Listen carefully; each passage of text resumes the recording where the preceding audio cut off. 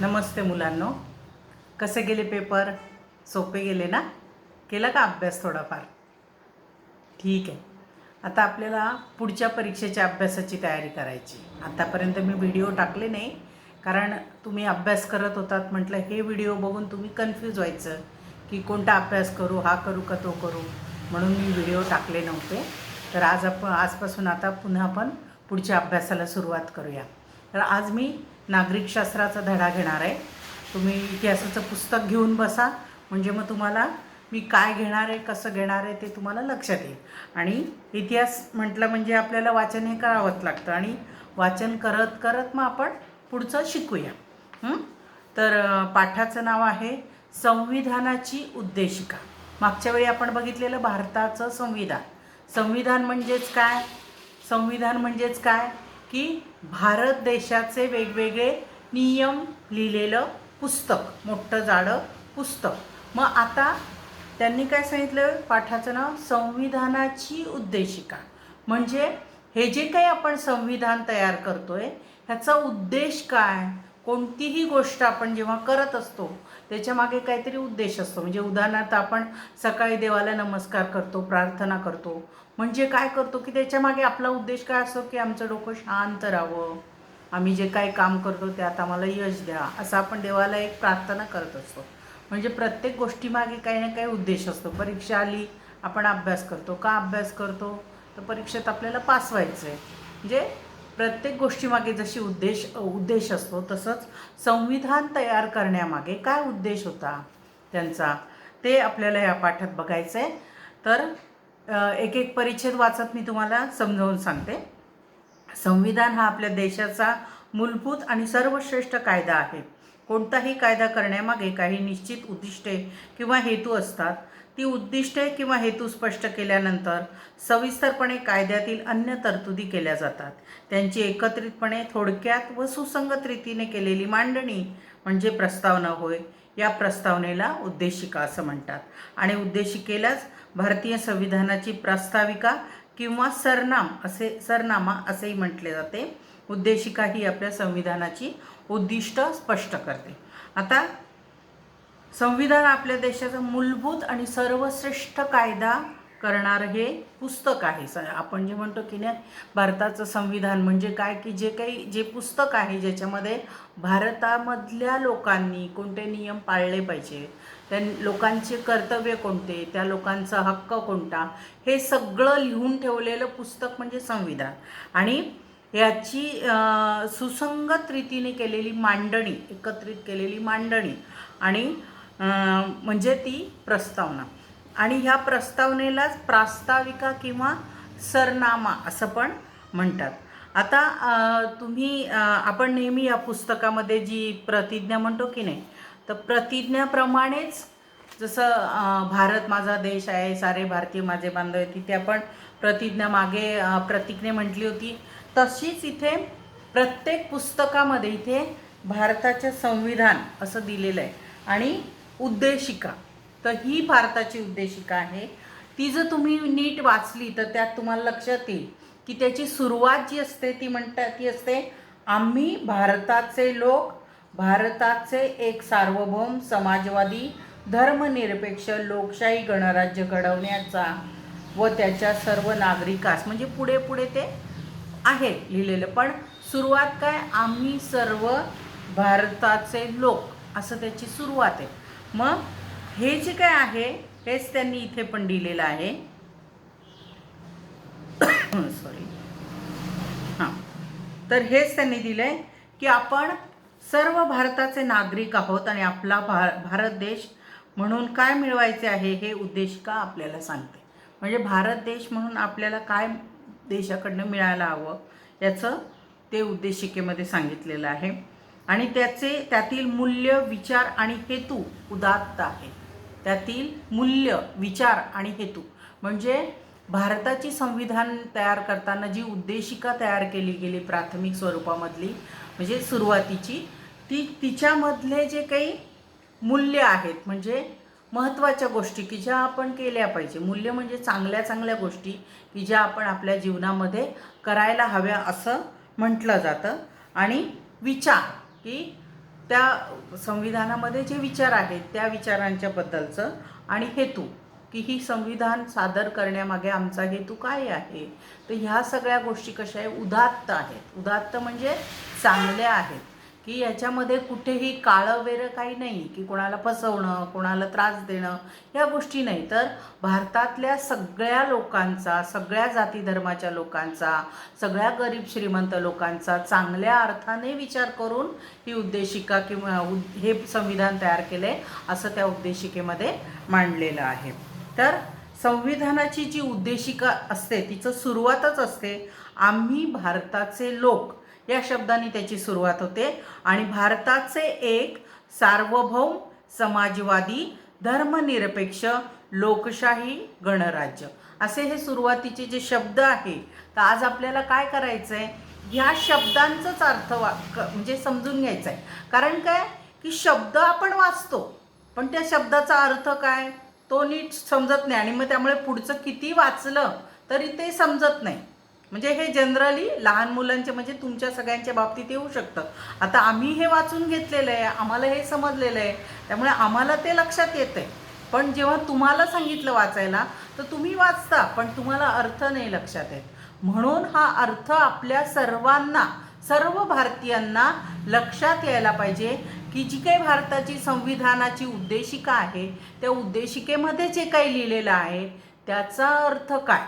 जसं प्रतिज्ञा आहे, भारत माझा देश आहे, सारे भारतीय माझे बांधव आहेत, ह्या प्रतिज्ञेचा पण काहीतरी अर्थ आहे.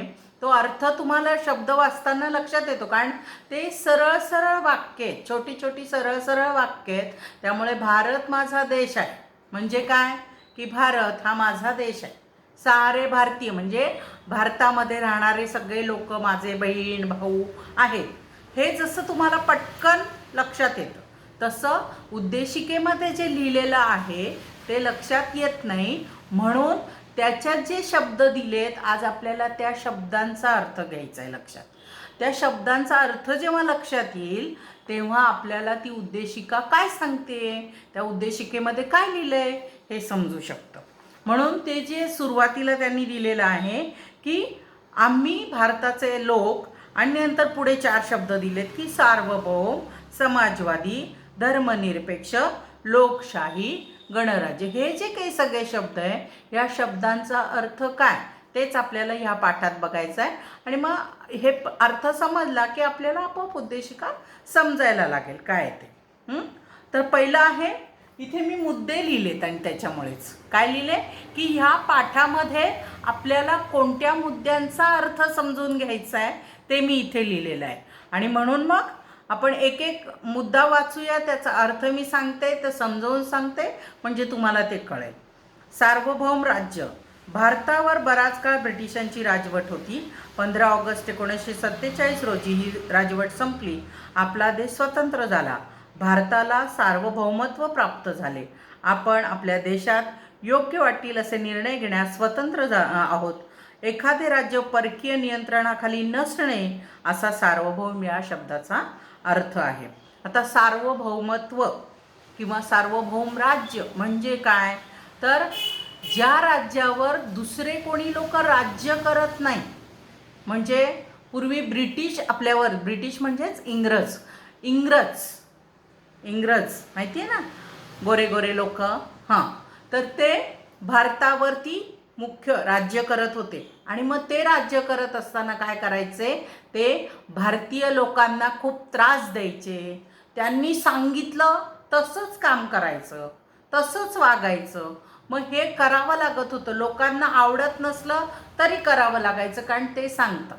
आणि ते नाही केलं तर ते मग त्यांना जेलमध्ये टाकायचे, त्रास द्यायचे, मारायचे, असं खूप करायचे. म्हणून त्यांना ते मान्य करावं लागायचं. पण जेव्हा 15 ऑगस्ट 1947 काय आहे, भारताचा स्वातंत्र्य दिन, काय करतो आपण त्या दिवशी, काय करतो, बरोबर झेंडावंदन करतो की नाही.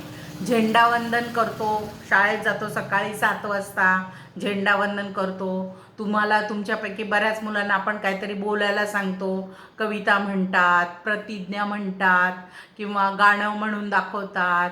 राष्ट्रगीत म्हणून दाखवतात, असं काहीतरी तुम्ही पाहुण्यांसमोर प्रेझेंट करतात. म्हणजेच काय करतो आपण, स्वातंत्र्य दिन साजरा करतो. स्वातंत्र्य दिन साजरा करतो. झेंडावंदन पाहुण्यांच्या हस्ते करून घेतो बा झेंडा, आणि झेंड्याला वंदन केल्यानंतर, झेंड्याचं गीत गायल्यानंतर मग आपण ह्या सगळ्या गोष्टी करतो. त्याला म्हणतात स्वातंत्र्य दिन साजरा करणे. आलं लक्षात? तर 15 ऑगस्ट 1947 रोजी आपण स्वातंत्र्य दिन साजरा करतो. आणि सार्वभौमत्व म्हणजे काय, की 15 ऑगस्टला आपल्याला स्वातंत्र्य मिळालं आणि त्याच्यानंतर इंग्रज भारतातून निघून गेले. इंग्रज गोरे लोक भारतातून निघून गेले आणि भारत स्वतंत्र झाला. मग भारत स्वतंत्र झाला म्हणजे काय, की आता इथून पुढे भारतीय लोक आपल्याला जसं वाटेल तसं राहणार. मग त्याच्यातही कोणी राजा वगैरे केला नाही, त्यांनी लोकशाहीला प्राधान्य दिलं. लोकशाही म्हणजे काय, तर लोकांचं राज्य. मग लोकांचं राज्य म्हणजे काय, सगळेजण राजा मुख्य होणार का, नाही.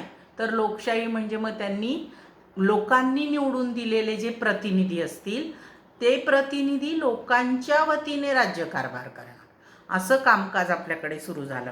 तर आपल्या संपूर्ण स्वातंत्र्य लढ्यात सर्वात महत्त्वाचे उद्दिष्ट सार्वभौमत्व प्राप्त करणं हे होतं. आणि सार्वभौमत्व म्हणजे राज्यकारभार करण्याचा सर्वश्रेष्ठ अधिकार. लोकशाहीत सार्वभौमत्व हे जनतेच्या हाती असते आणि जनता आपले प्रतिनिधी निवडून त्यांना देऊन त्यांना त्यांचे सार्वभौम अधिकार वापरण्याची परवानगी देते. आपल्या देशाच्या अंतर्गत कोणते कायदे करावेत हे ठरवण्याचा अधिकार जनतेला व जनतेने निवडून दिलेल्या शासन संस्थेला असतो. जे मी आत्ता बोलली तुम्हाला तेच, की आपल्या संपूर्ण स्वातंत्र्य लढा म्हणजे काय, की जेव्हा इंग्रज गोरे लोक भारतामध्ये इथे राहत होते तेव्हा संपूर्ण भारतीय लोकांना ते खूप त्रास देत होते. मग त्यांच्या विरुद्ध लढा सुरू होता. गांधीजी, लोकमान्य टिळक, सुभाषचंद्र बोस, आगरकर, आणखी दादाभाई नौरोजी, असे वेगवेगळे खूप सारे लोक होते की ज्यांना भारतामध्ये इंग्रजांनी राज्य केलेलं किंवा इंग्रज भारतामध्ये राहिलेलं आवडत नव्हतं. आणि मग ते काय करायचे, सर्वसामान्य जे लोक होते की ज्यांना खूप काही विचार करता यायचा नाही, खूप काही शिकलेले नव्हते, त्या लोकांना एकत्र करायचं, संघटित करायचं आणि मग इंग्रज सरकारच्या विरुद्ध सांगायचं त्यांना की कसे ते त्रास देतात. मग हा देश आपला आहे, मग आपण कसं स्वतंत्र झालं पाहिजे ह्याच्याबद्दल हे सांगायचं, त्यांना जागरूकता निर्माण करायची.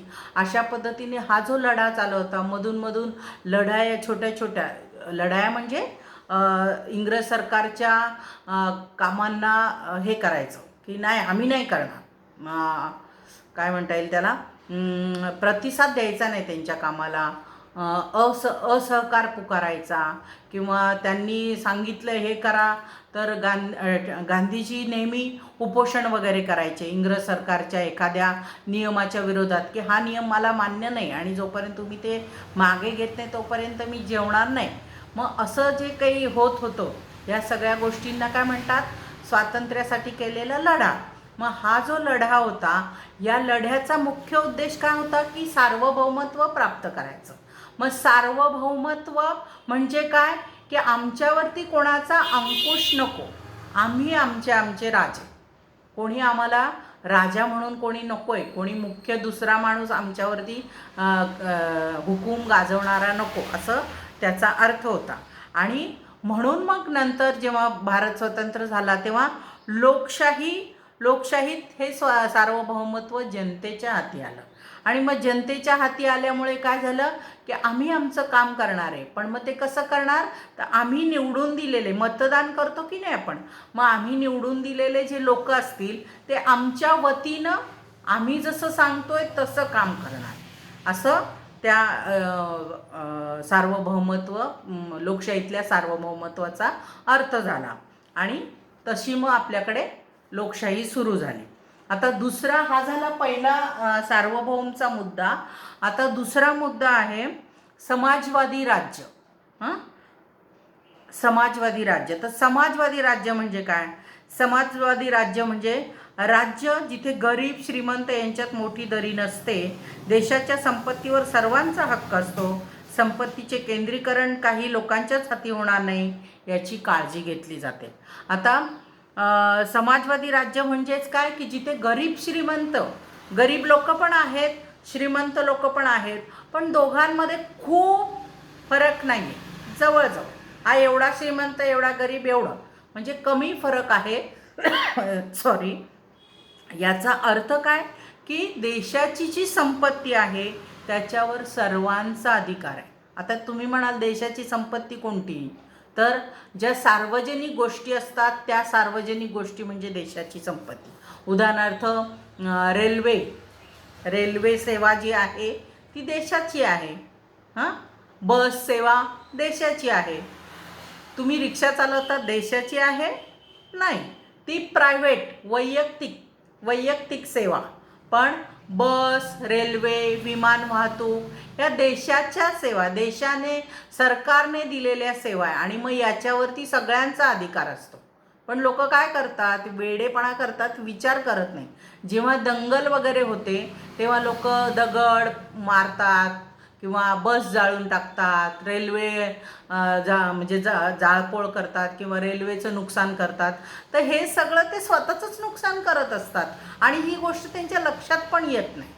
आलं का लक्षात? ज्या गोष्टी सार्वजनिक आहेत त्या सार्वजनिक गोष्टी ह्या आपल्याच आहेत.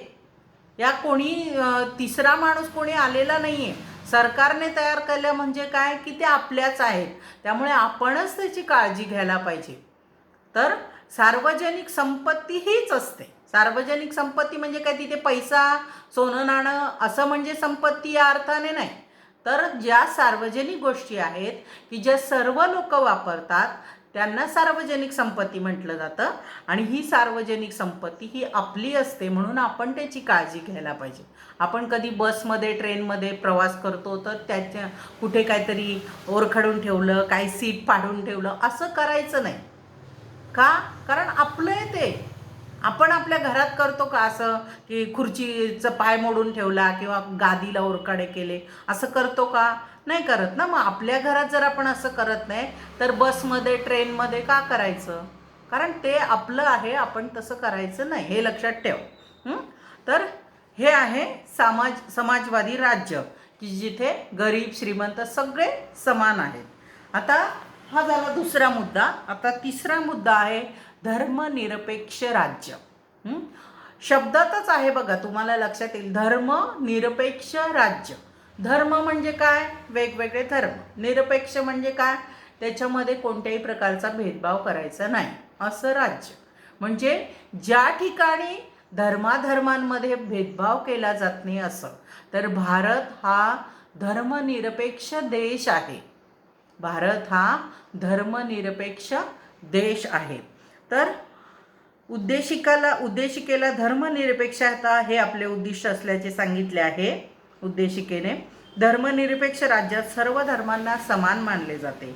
कोणत्याही एकाच धर्माला राज्याचा धर्म मानला जात नाही. नागरिकांना आपल्या धर्माचे पालन करण्याची मुभा असते. नागरिकांमध्ये धर्माच्या आधारावर भेदाभेद करता येत नाही. आता जे त्यांनी सांगितलं की उद्देशिकेने काय सांगितलंय की आमचं जे देशाचं संविधान आहे त्याच्यामध्ये धर्मनिरपेक्षतेला फार महत्त्व दिलेलं. का दिलंय? तर आपल्या देशामध्ये वेगवेगळ्या जाती धर्मांचे लोक राहतात आहेत, बरोबर. पण वेगवेगळ्या जाती धर्मांचे लोक राहतात आहेत तरी पण आपण असं ह्या राज्याचा हा धर्म, या राज्याचा हा धर्म असं केलेलं नाही आहे. प्रत्येक राज्य, भारतामध्ये जे काही राज्य आहेत सगळे, त्या राज्यांमध्ये सगळ्या धर्माचे लोक राहू शकतात. आता तुम्ही महाराष्ट्रामध्ये बघतात हिंदू मुस्लिम, बरोबर, हिंदू मुसलमान कसे रे, मुस्लिम, नंतर ख्रिश्चन, जैन, बौद्ध, हे असे वेगवेगळ्या धर्माचे लोक आहेत. तसेच सगळीकडे आहेत. तसे गुजरातमध्ये, तसे मध्य प्रदेशमध्ये, तसे काश्मीरमध्ये, तसे तामिळनाडूमध्ये, सगळीकडे म्हणजे भारतातल्या चारही दिशांकडे अशा प्रकारचे वेगवेगळ्या जाती धर्मांचे लोक राहतात. म्हणजे कोणत्या एका राज्याचा, महाराष्ट्राचा हिंदू धर्म किंवा याचा असं नाही आहे. आलं लक्षात? म्हणजे राज्यानुसार धर्मांची विभागणी केलेली नाही आहे, तर प्रत्येक राज्यात सर्व जाती धर्मांचे लोक राहतात. प्रत्येक जाती धर्माच्या लोकांना आपल्या आपल्या धर्माप्रमाणे देवाचं सगळं करण्याची किंवा त्यांच्या ज्या काही रूढी परंपरा असतील त्या सगळ्या करण्याची मुभा असते. मुभा म्हणजे मोकळीक, की हे असं करू नका असं कोणीही बंधन नाही घालू शकत. मला जर वाटलं मी अशा पद्धतीने पूजा करणार तर मी करू शकते. कोणी मला रागवू नाही शकत की तू असं करू नकोस म्हणून. आलं लक्षात? तर ह्या पद्धतीने ते धर्मांचं पालन करायला मोकळीक असते, मुभा असते. आता पुढचं आहे लोकशाही राज्य. लोकशाही राज्य धर्मनिरपेक्ष राज्य झालं. आता लोकशाही. लोकशाही म्हणजे काय? इथे मी राज्य शब्द लिहिलेला नाही आहे, पण याचा अर्थच काय?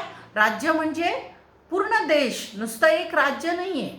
नुसतं राज्याच्या अर्थाने राज्य आलेलं नाही, म्हणून मी ते मुद्दाम लिहिलं नाही आहे की हे संपूर्ण देशाच्या वतीने आलेले आहे, म्हणून ते राज्य हा शब्द एक राज्यकर्ता असतो की नाही तसं त्यांनी दिलेलं आहे.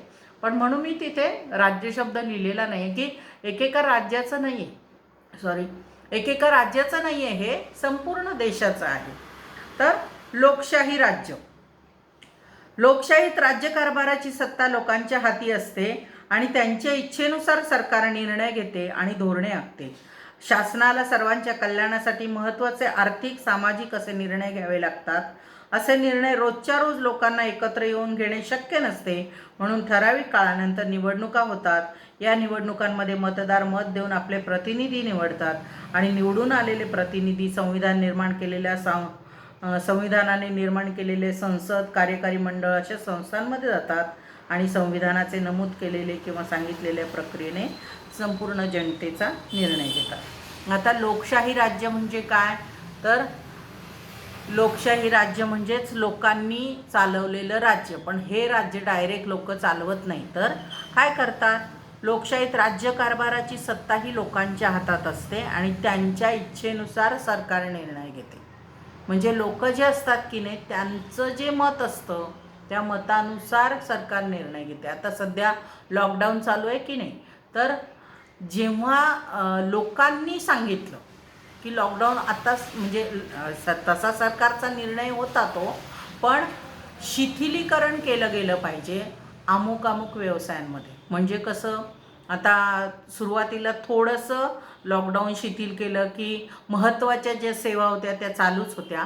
त्याच्यानंतर मग थोडा वेळ दुकानं उघडी होती, जी म्हणजे काय मशिनरीची दुकानं किंवा कपड्याची दुकानं, ती थोडा 2 तास 5 तास असं हळूहळू वाढवायचं. तर हे लोकांनी लोक मांडत गेले आणि त्याप्रमाणे ते योग्य आहे की नाही ह्याच्यावर विचार करून मग सरकारने निर्णय घेतला की जसं आता सध्या जे चालू केलं आहे त्यांनी की कटिंग केस कापणारे जे लोक आहेत त्यांचं मागे दुकान बंद होतं, बरोबर. पण आता ते चालू केलं. का चालू केलं? कारण लोक पण कंटाळले की घरी केस कापून किती कापणार, म्हणून ते कंटाळले. मग त्यांनी ते मांडलं. शिवाय ज्यांचं दुकान होतं, कटिंगचं ज्यांचं दुकान होतं, त्यांना पोट भरायला प्रॉब्लेम, पैसे संपत आले. मग काय करायचं? म्हणून मग सगळ्या लोकांनी ते म्हणणं मांडलं की आमचं दुकान उघडायला परवानगी द्या. मग सरकारने विचार केला थोडा की हळूहळू शिथिलीकरण करायचं, पण सोशल डिस्टन्सिंग पाळत मग तुम्ही ते काम केलं पाहिजे. जर सोशल डिस्टन्सिंग दिसलं नाही तर मात्र तुम्हाला शिक्षा होऊ शकते असं सांगून मग नंतर ते हळूहळू एक गोष्ट ओपन होत गेली.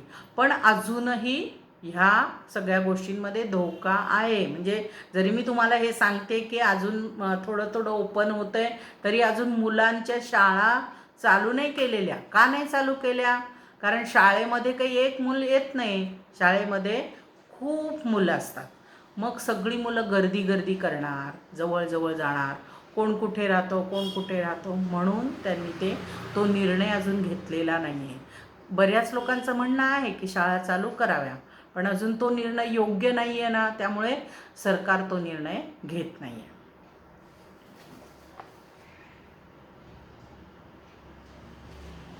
तर हे जे काही लोकांच्या मार्फत हा राज्यकारभार चालतो, तर सरकारला शक्य आहे का दररोजच्या दररोज लोकांना भेटायचं, मग चर्चा करायची, मग प्रश्न जो काही समस्या असेल त्याच्यावर चर्चा करायची, मग निर्णय घ्यायचा? हे शक्य नाही आहे. हे शक्य नाही आहे की सगळ्या लोकांना एकत्र येणं आणि बोलणं आणि मग नंतर निर्णय घेणं शक्य नाही आहे. म्हणून दर 5 वर्षानंतर निवडणुका होतात आणि मग आपण आपले प्रतिनिधी निवडतो की मला काय वाटतं की हा छान काम करेल का हा छान काम करेल. मग जे काही प्रतिनिधी मतदानासाठी निवडणुकीसाठी उभे असतात त्यांच्यासाठी आपण काय करतो, त्यांच्याबद्दलची माहिती ऐकतो, गोळा करतो आणि मग विचार करतो की कोण चांगलं काम करेल, मग त्याला मत देतो. आणि मग अशा पद्धतीने प्रतिनिधी निवडले की ते प्रतिनिधी संविधानाने तयार केलेल्या संसदेमध्ये किंवा कार्यकारी मंडळामध्ये तिथे जाऊन ते काम करतात आणि लोकांचं म्हणणं मांडतात. मला लक्षात, लोकांचं म्हणणं मांडतात. आता पुढचा मुद्दा आहे गणराज्य. मग गणराज्य म्हणजे काय? तर आपल्या देशात लोकशाहीबरोबर गणराज्य पद्धत आहे. गणराज्यात सर्व सार्वजनिक पदे लोकांकडून निवडून दिली जातात. कोणतेही सार्वजनिक पद वंश परंपरेने येत नाही. राष्ट्रपती, पंतप्रधान, राज्यपाल, मुख्यमंत्री, महापौर, सरपंच यासारखी सर्व सार्वजनिक पदे असतात. त्या पदांवर विशिष्ट वयाची अट पूर्ण करणाऱ्या कोणत्याही भारतीय नागरिकाला निवडणूक लढवून जाता येते. राजसत्ताक पद्धतीत ही पदे वंश परंपरेने एकाच कुटुंबातील व्यक्तीकडे येतात. आता गणराज्य म्हणजे काय की लोकांनी निवडून दिलेले प्रतिनिधी. तर हे पण कुठले की सार्वजनिक पदं जी असतात, तर उदाहरणार्थ राष्ट्रपती, पंतप्रधान, राज्यपाल, मुख्यमंत्री, सरपंच, महापौर हे जे काही पदं आहेत वेगवेगळे, मी पदांची नावं सांगितली, हे जे पदं आहेत हे निवडणुकीच्या नंतर लोकांकडनं भरली जातात. म्हणजे हे पदं विशिष्ट वयाची अट पूर्ण करणारा कोणताही भारतीय नागरिक निवडणुकीला उभा राहू शकतो, निवडणूक लढवू शकतो आणि त्याच्यातून मग लोक त्याला निवडून देतात किंवा नाही देत. जर त्यांना योग्य वाटला उमेदवार तर निवडून देतात. म्हणजेच लोकांकडून त्यांची निवड झालेली असते. पण राजसत्ताक पद्धत ही झाली लोकशाही पद्धत. पण राजसत्ताक पद्धत जी असते त्याच्यामध्ये ही पदं वंश परंपरेने झालेली असतात. राजसत्ताक पद्धतीमध्ये राजा असतो, जे पूर्वी पण असायचं, खूप पूर्वी भारतामध्ये पण छोटी छोटी राज्य होती तेव्हा राजा, त्याचा मुलगा, जसं दशरथ राजा, त्याचा मुलगा राम, रामाचा मुलगा लव कुश, असं जे होतं तसंच पूर्वीचं होतं. पण आता ती पद्धत जरा कमी झालेली आहे. तर राजसत्ताक पद्धतीमध्ये राजाचा मुलगा आणि त्याच्या कुटुंबातलेच व्यक्ती त्या महत्त्वाच्या पदांवरती काम करतात. तर उद्देशिकेने सर्व भारतीयांना न्याय, स्वातंत्र्य, समता या 3 मूल्यांची व त्यानुसार व्यवहार करण्याची व कायदे करून ती मूल्ये प्रत्यक्षात व्यवहार आणण्याची हमी दिलेली आहे. या मूल्यांचा अर्थ आपण समजून घेऊया. आता मूल्य म्हणजे काय? महत्त्वपूर्ण गोष्टी ज्या आपल्या आयुष्यात नेहमी आपण काय म्हणतात ना, आपण त्याचं पालन करत असतो. तर महत्त्वाच्या गोष्टी, मूल्य म्हणजे ज्या आपल्या आयुष्याशी निगडीत असलेल्या महत्त्वपूर्ण गोष्टी. तर याच्यामध्ये आहे न्याय, स्वातंत्र्य आणि समता. न्याय म्हणजे काय की अन्याय दूर करून सर्वांना आपल्या प्रगतीची संधी मिळवून देणे. अन्याय दूर करून सर्वांना आपल्या प्रगतीची संधी मिळवून देणे म्हणजे न्याय होय. सर्व लोकांचे कल्याण होईल या दृष्टीने उपाययोजना करणे म्हणजे न्याय प्रस्थापित करणे. आणि उद्देशिकेमध्ये न्यायाचे 3 प्रकार सांगितले जातात. आता अन्याय दूर करून आपल्या प्रगतीची संधी प्रत्येकाला मिळवून देणे म्हणजे न्याय. म्हणजे काय?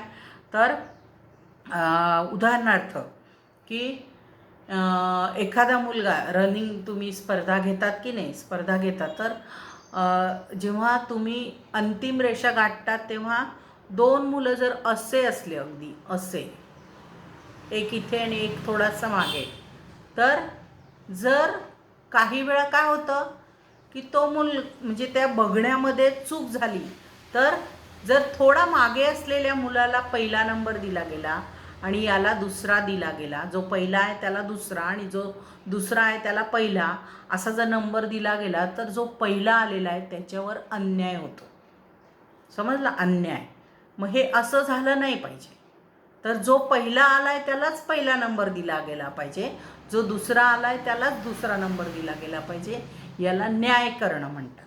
मग हे आपल्या संविधानामध्ये सुद्धा उद्देशिकेमध्ये ते सांगितलेलं आहे की अन्याय दूर करून सर्वांना आपल्या प्रगतीची संधी मिळवून देणं म्हणजे न्याय, आणि सर्व लोकांच्या दृष्टीने कल्याण होईल अशा दृष्टीने उपाययोजना, म्हणजे सगळ्यांचं कल्याण झालं पाहिजे. आता मी जे उदाहरण दिलं त्याच्यामध्ये काय होईल की जर चुकीचा निर्णय दिला गेला तर ज्याचा पहिला नंबर आला आहे त्याच्यावर अन्याय होईल की नाही.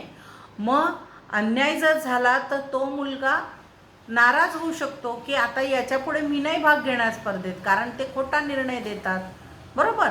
म्हणजे अशा पद्धतीने नुकसान होऊ शकतं. तर असं झालं नाही पाहिजे, म्हणून योग्य त्या न्यायाने निर्णय देणं गरजेचं असतं. तसंच हे समाजामध्ये पण आहे की आता त्यांनी सांगितलं न्यायाचे 3 प्रकार आहेत: सामाजिक न्याय, आर्थिक न्याय आणि राजकीय न्याय. सामाजिक आर्थिक आणि राजकीय न्याय. तर सामाजिक न्याय म्हणजे काय, आर्थिक न्याय म्हणजे काय आणि राजकीय न्याय म्हणजे काय आपण सेपरेटली बघूया. व्यक्तीमध्ये जात, वंश, भाषा, प्रदेश, जन्मस्थान अथवा लिंग यावर आधारित कोणताही भेदभाव करू नये. सर्वांचा दर्जा माणूस म्हणून सारखाच असला पाहिजे. त्याला म्हणतात सामाजिक न्याय. आता तुम्ही म्हणाल सामाजिक न्याय म्हणजे काय, की समाज आहे. मग समाजामध्ये वेगवेगळ्या जातीची लोकं राहतात, वेगवेगळ्या धर्माची लोकं राहतात, वेगवेगळे मुलं मुली वेगवेगळे आहेत. त्याच्यानंतर गरीब आहे, श्रीमंत आहे, म्हणजे वेगवेगळ्या प्रकारची लोक समाजामध्ये राहत असतात. तर जेव्हा वेगवेगळ्या प्रकारचे लोक एकाच समाजात राहत असतात तेव्हा या समाजात कोणत्याच प्रकारे भेदभाव नाही झाला पाहिजे. ना जाती धर्मानुसार भेदभाव झाला पाहिजे, ना लिंगानुसार, लिंग म्हणजे मुलगा मुलगी असा भेदभाव पण, वेगळं मुलगा वेगळा मुलगी वेगळी असा भेदभाव पण नाही झाला पाहिजे. ना वंश म्हणजे काय की कोण कोणत्या वंशाचा आहे, कोणी जसं धर्म असतो तसाच वंश असतो. नंतर भाषा की याची भाषा ही याची भाषा ही म्हणून भेदभाव. कोण कोणत्या ठिकाणी राहतो, प्रदेश म्हणजे कोणतं ठिकाण, किंवा जन्मस्थान म्हणजे कोण कुठे जन्माला आला, ह्या कोणत्याच गोष्टींनुसार सामाजिक म्हणजे कोणत्याच गोष्टीनुसार भेदभाव होता कामा नये याची काळजी घेतली गेली पाहिजे. आणि या सर्वांना सारखा दर्जा दिला गेला पाहिजे. तर त्याला म्हणतात सामाजिक न्याय. आता दुसरा मुद्दा आहे आर्थिक न्याय.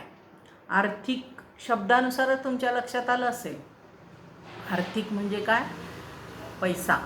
तर आर्थिक न्याय म्हणजे काय, भूक, उपासमार, कुपोषण या बाबी गरिबीमुळे किंवा दारिद्र्यामुळे निर्माण होतात. गरिबी दूर करायची असेल तर प्रत्येकाला आपले व कुटुंबाचे पालनपोषण करण्याची, उदरनिर्वाह करण्याची साधन मिळवण्याचे हक्क असतात. आणि आपल्या संविधानाने प्रत्येक नागरिकाला हा हक्क दिला आहे, कोणत्याही भेदभावाशिवाय हा हक्क दिला आहे. आता आर्थिक म्हणजे पैसा. तर पैशामुळे भेदभाव कसे होतात, तर मेनली मुख्यत्वे काय असतं की गरीब लोक आपल्या समाजामध्ये आहेत, बरेच आहेत. आणि गरिबीमुळे 2 वेळचं जेवण मिळत नाही असे पण लोक आहेत.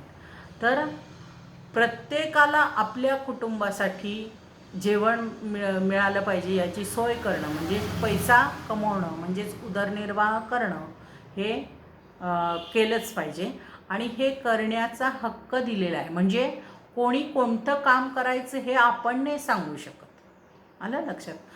तर आपण सांगू शकत नाही. प्रत्येकाने ठरवावं, मला माझ्या घराचं लोकांना पोट भरण्यासाठी मी काय काम करायचं हे मी ठरवणार, मला कोणी सांगणार नाही. बरोबर? तसंच मी पैसे कमवण्यासाठी किंवा काम करण्यासाठी कुठे जायचं हे पण कोणी सांगायचं. मी इथे राहायचं का मी गुजरातमध्ये जायचं का मी कुठे आणखी केरळला जायचं किंवा आसामला जायचं, कुठे जायचं हे मी ठरवणार. म्हणजे कुठे उदरनिर्वाह करून पोट भरायचं किंवा काय उदरनिर्वाह करायचा, कोणतं काम करायचं, ह्याचा प्रत्येकाला अधिकार दिलेला आहे संविधानाने. आलं लक्षात? पुढचं आहे राजकीय न्याय. न्यायाचं झालं. आता तिसरा मुद्दा याच्यातला राजकीय न्याय. राज्यकारभारात भाग घेण्याचा सर्वांना समान हक्क असावा म्हणून आपण प्रौढ मतदान पद्धत स्वीकारली. त्यानुसार वयाची 18 वर्ष पूर्ण करणाऱ्या सर्व नागरिकांना मत देण्याचा अधिकार आहे.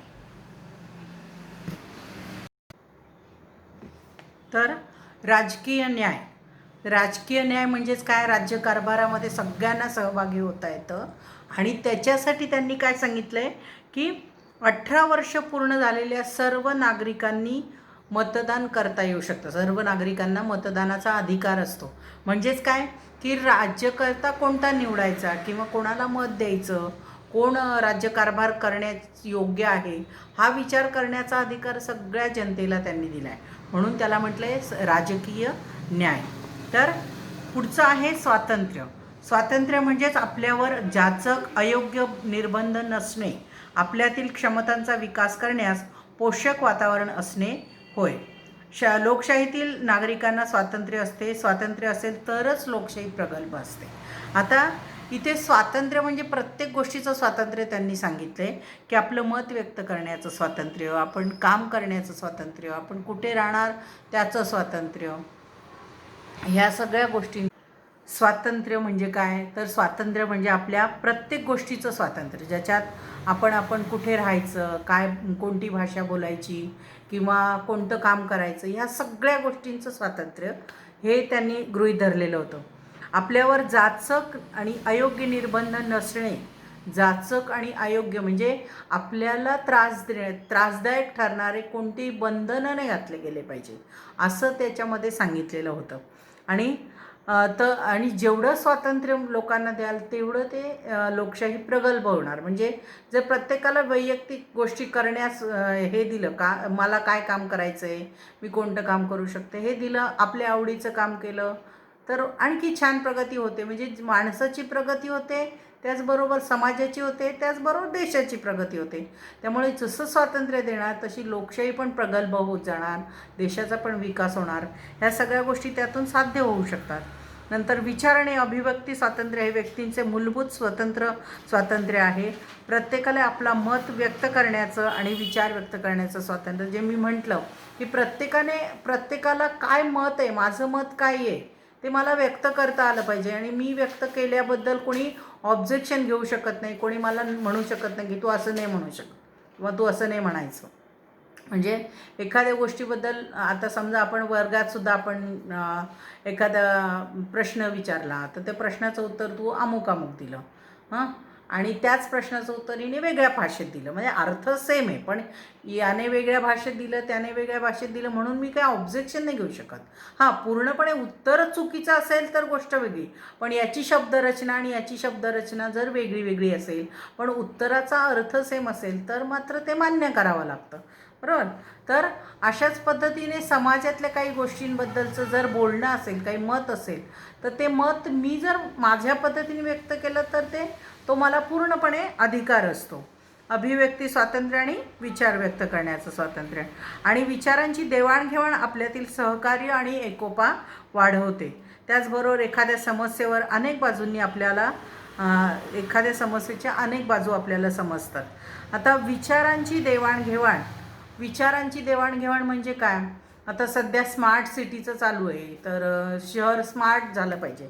स्मार्ट म्हणजेच काय? एकूण आपल्या शहराची चांगल्या अर्थाने चांगली प्रगती झाली पाहिजे, की त्याच्यातली वाहतूक सुधारली पाहिजे, त्याच्यातला कचऱ्याचं व्यवस्थापन प्रॉपर झालं पाहिजे, लोकांना शिस्त लागली पाहिजे किंवा पाण्याचा अपव्यय होता कामा नये, विजेचा अपव्यय होता कामा नये, या सगळ्या गोष्टी व्यवस्थित मेंटेन केल्या गेल्या पाहिजे. हे सगळं जे आहे म्हणजे स्मार्ट सिटी. मग स्मार्ट सिटी करण्यासाठी आपल्याला काय काय करता येईल याच्याबद्दल महानगरपालिकेमध्ये सगळेजण जे लोक एकत्र जमतात ते विचार करतात, मग आपण काय काय करू शकतो, हे करू शकतो, हे करू शकतो. मग ते विचार व्यक्त करण्याचं प्रत्येकाला स्वातंत्र्य आहे. मग ते घ्यायचं की नाही घ्यायचं हे जो कोण मुख्य असतो तो ठरवतो. आणि अशा पद्धतीने मग एकमेकांना सहकार्य करणं, एकत्रित येणं एखाद्या कामासाठी, म्हणजेच एकोपा वाढतो, सहकार्याची भावना वाढते. असं श्रद्धा, समजुती आणि उपासनेच्या स्वातंत्र्यातून प्रामुख्याने धार्मिक स्वातंत्र्य व्यक्त होते. आपल्या धर्माच्या आणि आपल्या पसंतीच्या स्वातंत्र्याच्या शिकवणीनुसार वागण्याचे स्वातंत्र्य प्रत्येक भारतीय नागरिकाला आहे. आपले सण उत्सव साजरे करणं, धर्मस्थाने बाळगण्याचे आणि उपासनाचे स्वातंत्र्य आहे. म्हणजे हे जे मी आता तुम्हाला सांगितलं तसंच की पुढचं समाजातलं श्रद्धा, समजुती आणि उपासना, म्हणजे धार्मिक बाबतीमध्ये आपली कोणावर श्रद्धा आहे. तर मला माझी स्वामी समर्थांवर श्रद्धा आहे, हिची कोणत्या आणखी साईबाबांवर असेल, हिची आणखी गजानन महाराजांवर असेल, तर आपण ते सगळं मान्य केलं पाहिजे. कारण प्रत्येकाला ते स्वातंत्र्य आहे, कोणाची श्रद्धा कोणावर आहे, कोणाची उपासना करायची, उपासने म्हणजे पूजा करायची, ह्या सगळ्या गोष्टींचं प्रत्येकाला स्वातंत्र्य आहे. आता समता म्हणजे काय? उद्देशिकेने भारतीय नागरिकांना दर्जा आणि संधी याबाबतची समतेची हमी दिलेली आहे.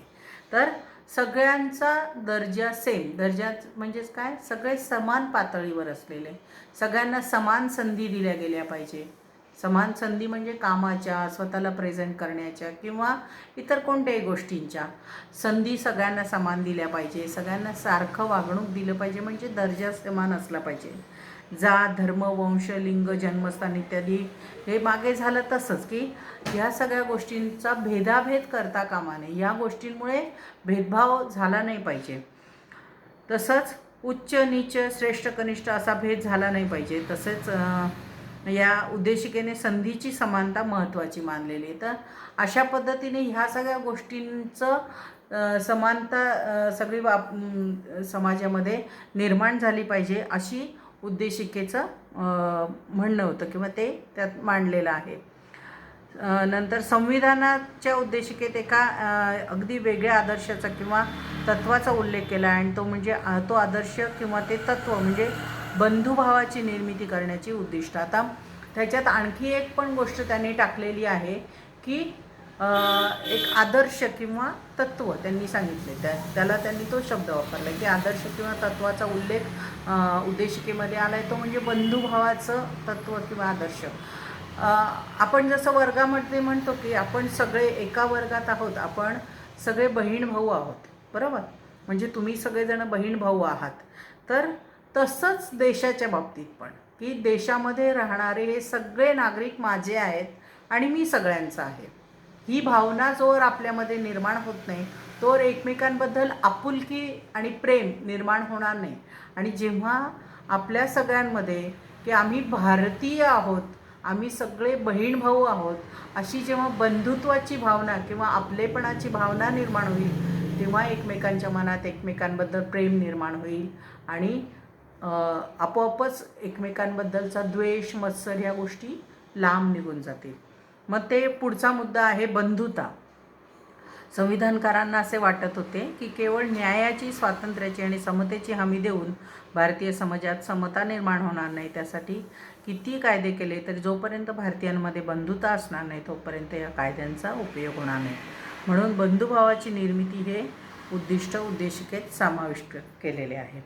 तर म्हणून त्यांनी काय सांगितलं की नुसतं स्वातंत्र्य, समता, न्याय, स्वातंत्र्य, समता या 3 मुद्द्यांचाच विचार करून भागणार नाही. तर जोपर्यंत एकमेकांबद्दलची म्हणजे बंधुत्वाची किंवा बंधुभावाची भावना निर्माण होत नाही लोकांमध्ये, तोपर्यंत ह्या मूल्यांचा तितका आदर केला जाणार नाही. आलं का लक्षात? म्हणजे जसं हे असतं की आपली एखाद्याबरोबर ओळख नसेल तर आपण त्याला मदत करायला तयार होत नाही पटकन. तर हे झालं नाही पाहिजे की हा पण आमचाच आहे, जरी हा दुसरीकडून आला आहे किंवा दुसऱ्या राज्यातून आला आहे किंवा दुसऱ्या देशातून आला आहे, तरीसुद्धा हा आपलाच आहे. ही भावना जोवर निर्माण होत नाही तोवर माणूस एकमेकांना मदत करायला पण तयार होणार नाही. तर त्याच्यासाठी त्यांनी बंधुता हे सुद्धा तत्त्व त्याच्यामध्ये ॲड केलेलं आहे. बंधुभाव आणि व्यक्तिप्रतिष्ठा यांचा निकटचा संबंध आहे आणि व्यक्तिप्रतिष्ठा म्हणजे व्यक्तीला माणूस म्हणून सन्मान असतो तो. तर व्यक्तिप्रतिष्ठा, बंधुभाव आणि व्यक्तिप्रतिष्ठा यांचा दोघांचा जवळचा संबंध. बंधुभाव आणि व्यक्तिप्रतिष्ठा. व्यक्तिप्रतिष्ठा म्हणजेच काय? व्यक्तीची प्रतिष्ठा म्हणजे प्रत्येक व्यक्तीला माणूस म्हणून समाजात दिलेली प्रतिष्ठा. मग तो जात, धर्म, वंश याच्यावरून ठरत नाही. प्रत्येक व्यक्ती ही वेगळी वेगळी आहे. ती अमुक एका जातीची आहे म्हणून तिला मान द्या किंवा नका देऊ, किंवा अमुक एका धर्माचा आहे म्हणून द्या, असं नाही. तर ती कोणत्याही जाती धर्माची असू दे, त्या व्यक्तीला मान, सन्मान, आदर या गोष्टी दिल्या गेल्याच पाहिजे. तरच त्या आपल्या संविधानामध्ये खऱ्या अर्थाने समाविष्ट होऊ शकतं बंधुभाव आणि व्यक्तिप्रतिष्ठा. तर बंधुभाव जागरूक होऊ शकतो असं त्यांचं म्हणणं आहे. जेव्हा प्रत्येक व्यक्ती दुसऱ्या व्यक्तीचा आदर करून तिला स्वातंत्र्य आणि हक्काचा सन्मान करेल तेव्हा आपोआपच व्यक्तिप्रतिष्ठा निर्माण होईल.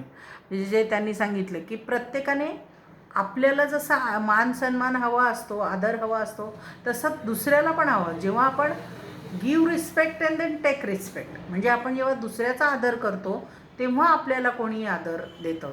आपण जर दुसऱ्याला वाईट वागणूक दिली तर आपल्याला पण वाईटच वागणूक मिळते. पण जेव्हा आपण दुसऱ्यांना रिस्पेक्ट दिला, प्रेम दिलं, चांगलं बोललो, तर मग आपल्याला पण चांगली वागणूक मिळते, प्रेम मिळतं, रिस्पेक्ट मिळतो असं. तर भारताच्या जनतेचे हे संविधान स्वतःच अर्पण केलेले आहे या उल्लेखाने उद्देशिकेचा शेवट होतो. म्हणजे हे सगळं जे आहे हे सगळं आम्हालाच अर्पण करत आहोत असं शेवटचं वाक्य त्या उद्देशिकेमध्ये आहे आणि असं त्या उद्देशिकेचा शेवट होतो. आता हे तुम्ही पुन्हा एकदा नीट वाचा, पुन्हा व्हिडिओ नीट बघा आणि मग प्रश्नांची उत्तरं द्या आणि मग व्यवसाय पूर्ण करा. ओके.